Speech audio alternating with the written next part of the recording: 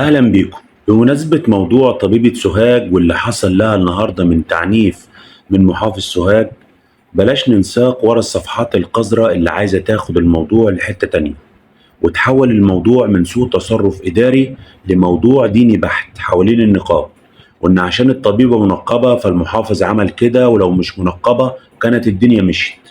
فبالله بلاش حد يبول في عقلك وياخدك للسكة دي لأنهم شاطرين قوي فيها، وإحنا عندنا عاطفة دينية بتعمينا عن تناول الأمر في محله ووضعه الطبيعي، وهم طبعا عايزين يولعوا في البلد بأي طريقة وبيستغلوا أي ثغرة يدخلوا منها عشان يقلبوا حال بلدنا اللي إن شاء الله محفوظة ببركة ربنا وبركة دعاء سيدنا النبي عليه الصلاة والسلام وببركة ترابط شعبها الأصيل.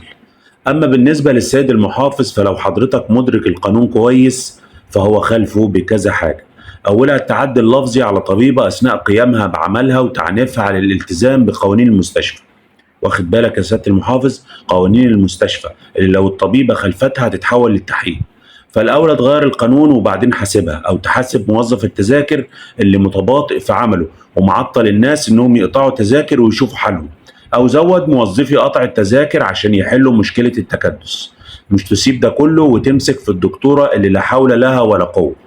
ثانيا اقتحام العيادة دون استئذان أو مراعاة لخصوصية المريض اللي مش من حق حد يطلع عليها غير الطبيب، لأن زي ما أنت عارف الكشف الطبي على المرضى حالة شديدة الخصوصية.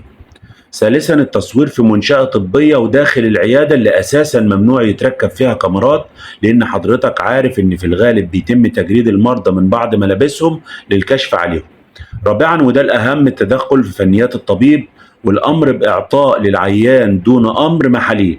الطبيب هو الشخص الوحيد اللي يقرر للمريض يحتاج محلول ولا لا، لأننا مش في سوبر ماركت يا سيادة المحافظ. ده طب وعلاج، وأي خطأ ممكن يؤدي للوفاة لا قدر الله. خامسا سيادة المحافظ بيقول لها بتعملي ايه في مكتبك اللي هو اصلا مش مكتب، ده غرفة كشف، واللي المفروض اساسا تكون قاعدة فيها منتظرة المريض يقطع تذكرة ويجي لها، ولا المفروض يا سيادة المحافظ تسيب العيادة وتدخل تمسح الحمامات؟